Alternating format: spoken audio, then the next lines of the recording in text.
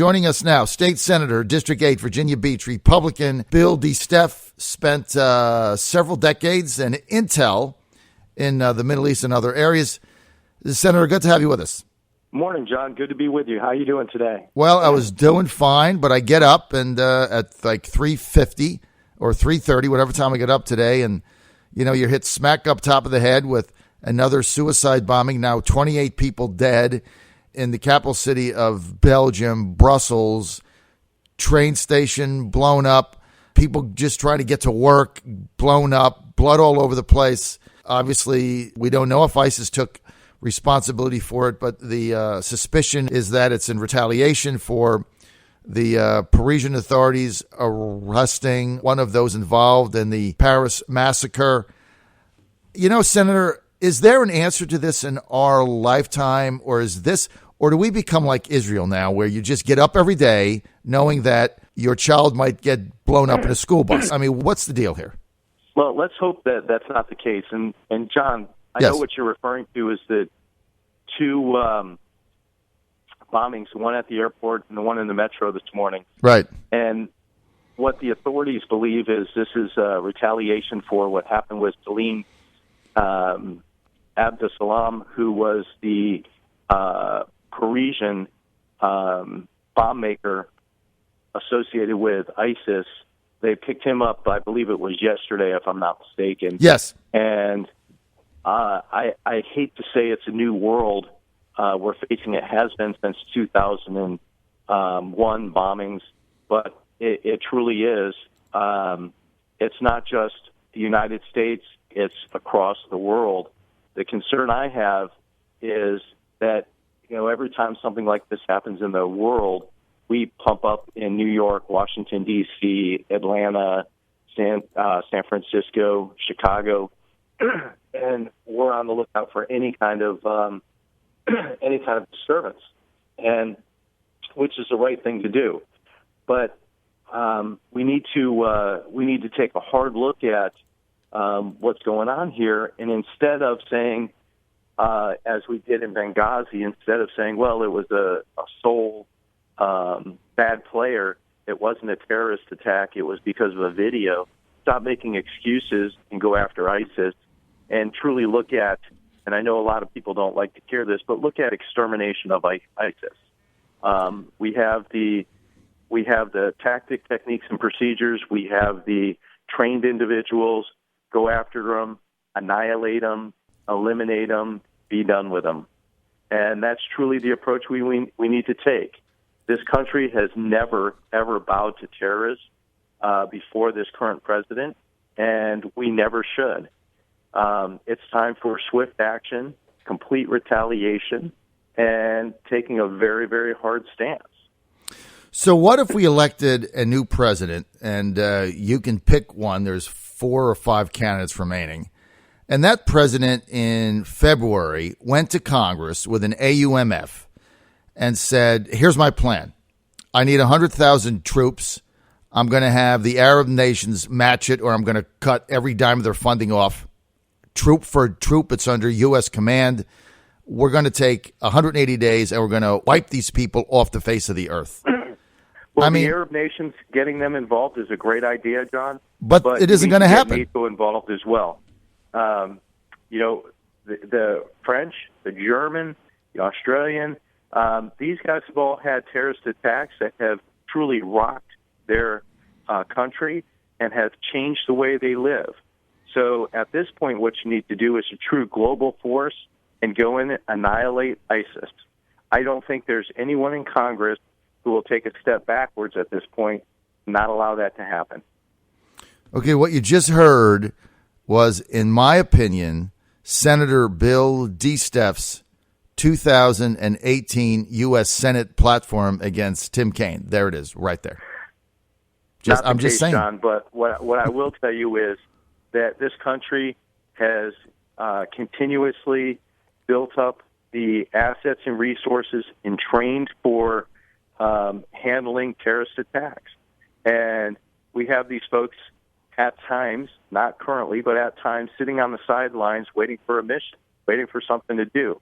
We have the resources, pull it together, get the Arab nations involved, get NATO involved, and in George Bush's words, let's roll. So what's the holdup? The holdup is who's currently sitting in the White House. He's a do-nothing president, in my opinion. I've not been impressed with his actions or his responses to any terrorist attack. Hillary Clinton in Benghazi. Oh, it's all based on a video of Mohammed and some jokes that were seen online. I'm sorry, jokes are jokes. Muhammad is who Muhammad is. Get out there, do the right thing. That's no excuse. Stop creating excuses. Well, it seems like we have a lot of that. You look at what ISIS is doing, and, I'm the first one that I'm a non-interventionist. I was against every one of these wars. You just look at what's going on, and you say, we have to act, we have to do something, because this continues to proliferate. I really value, Senator DeSteph, your judgment and expertise in these international areas because of the level of experience that you've had in your career. Let's go to Cuba. So we go to Cuba, first time in 88 years. The president lands his plane. Raul Castro is not there, doesn't greet him, yet he greeted the Pope when the Pope came. Trump said if that happened to him, he would have turned the plane and gone home. Okay, that's his view. So Castro doesn't greet our president, doesn't show him that respect. Then they get into a press conference, and he lectures Obama about human rights. I mean, this to me is incredible. He lectures our president on human rights and then basically says to him, look, there'll be no normalization of relations until I get your Navy base back. Have you ever seen anything like this in your life? I mean, this is a tin horn dictator. Think about this for a minute. You've got Castro lecturing Obama on human rights. Think about Castro. Think about all the atrocities that have happened in Cuba. And they're going to lecture us on human rights. Again, I go back to the number one person in the White House, the president. He's sitting back, not taking action where he should. Right. He's sitting back. He's bowing in Saudi Arabia. He doesn't understand. He's the commander in chief. Ronald Reagan put it best. Every time Ronald Reagan walked into that White House, he had on a coat and tie. Mm-hmm. Not in the White House, I'm sorry, in the Oval Office. The office of the president is a sacred office, and we've elected individuals, this one twice, who truly are not worthy of sitting in that office, in my opinion. And I don't understand why the American people continue to elect somebody who's not worthy of office like that. It's like Castro. What happened with Cuba? We're going to get the Navy base out of there, and everybody's going to get free stuff. What's going on with Obama? Well, the reason we got Obama in there is he promised everybody free stuff. Well, nothing's free. Somebody pays for everything. Unbelievable. Well, hopefully, we know there's a change coming in November. We'll find out soon enough what it is. And two primaries this evening, Arizona and Utah. Cruz in Utah, way ahead. He's going to win all 40 delegates there. Arizona, some people say, still in play. 56 there, winner take all. That's key tonight for Trump. He has to win that to maintain the momentum he has, in my judgment. I want to get to Senator, the General Assembly, 2016, convened.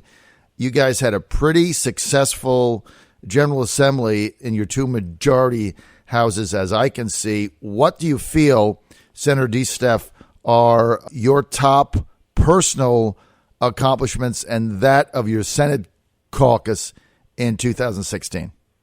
Well, let me just close on our last conversation real quick and think about this for a minute. This country has gone from, in the 60s, in John F. Kennedy era, of ask not what your country can do for you, but what you can do for your country. It's time we step back up and look at what can we do for America. We don't need any more free stuff. We need to get out there. We need to work hard. We need to earn a living, and we're not owed nobody is owed anything. You need to work for what you get. Now, let's roll forward to the General Assembly. It was a great year with the General Assembly. We have a very, very good conservative budget. There are budget trade-offs on everything. That's okay. It's been that way for years. But our schools, our higher education, our government workers, some who haven't had raises for 5 or 7 years, get a little raise this year. We're really focusing on trying to build Virginia, to open Virginia to businesses. If you look at the tax increases that were in the proposed budget, both the last governor's budget and this governor's budget, all of those have been stripped out. Some of the very important things we did was we adopted the consumer-friendly tolling policies. So on the toll roads, you're not going to see fines and penalties of $10, $20, $100,000, $200,000. You're going to see reasonableness packed back in there. We're the first state who has opened up and authorized testing of autonomous vehicles on the road and operations of autonomous vehicles, self-driving cars on the road. You have to have somebody in control of the car or who can maintain control of the car, pick up control of the car. But we've really opened up Virginia for business, and we want to continue to ensure that we do that. Are you pleased with the budget that has been submitted to Governor McAuliffe? It is a lot better than the one Governor McAuliffe submitted to us. Am I happy with every single line item in the budget? Absolutely not. Right. But we are a democracy. We have representatives, 100 of them at the delegate level, and 40 of them at the Senate level, who all look at the budget and put their 2 cents into it. And the compromise we get in the end is what we get. It's a lot better than what the governor put in front of us. I believe that Virginia is poised to continue growing. We have the opportunity to have an economy that's being stimulated right now. I think you'll see a lot of growth.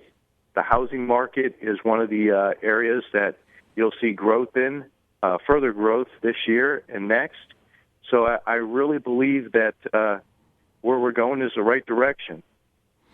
So, Senator DeSteph, let me just ask you this. You are one of 40 in the Senate. You are one of 100 in the House. After going through your first session as a state senator, what's the biggest difference? A lot of people ask me that. Being one of 40, it's easier to get your point across at times. We really, on the Senate side, we really focus on hard discussions, looking a little harder at some of the bills. On the other hand, on the Senate side, we push things through that, in my opinion, shouldn't be pushed through. Where in the House, they're killed at subcommittee level. Right. So it is a difference, a huge difference. You need 20 friends to join you on anything, where in the House you needed 51 friends to join you. But right. It's not just about the bills you pass, it's about the tax increases and bad bills you stop. I'm going to go a little inside baseball. We got 2 minutes. Biggest difference in leadership style between Speaker Howell and Majority Leader Tommy Norment? Well, Speaker Howell with 66 senators has an overwhelming majority, and if he has one or two folks go rogue, he can still accomplish his goals and objectives and, put them in line later, so to speak. I don't mean that in a negative way, but, straighten it out later. Where on the other hand, Tommy Norment, there is, you've got 21. Right. You can't afford to lose one. So you've got it's a huge balancing act for Tommy. He does a great job with it. The newspapers beat the living tar out of the poor guy. Right. But for the most part, he really does a good job organizing the herd and trying to get people on board. He gives them the opportunities.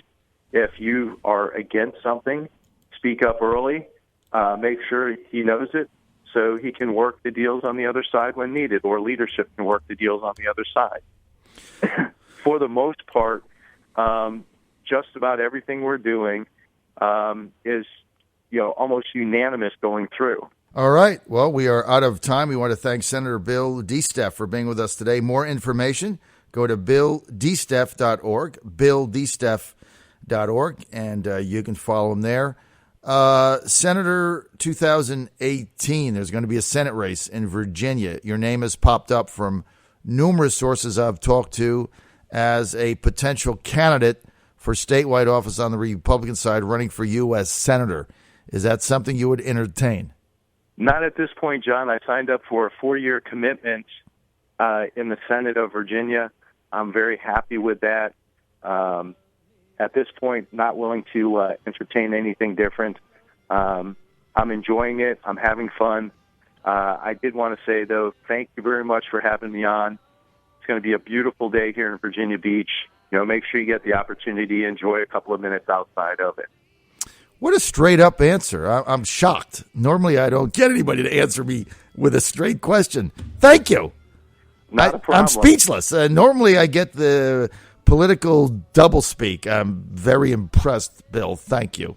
Thank you very much. No problem, John. I signed up for a 4-year commitment to the Senate of Virginia. I'm going to stick with it. All right. Senator Bill DeSteph. Go to BillDeSteph.org.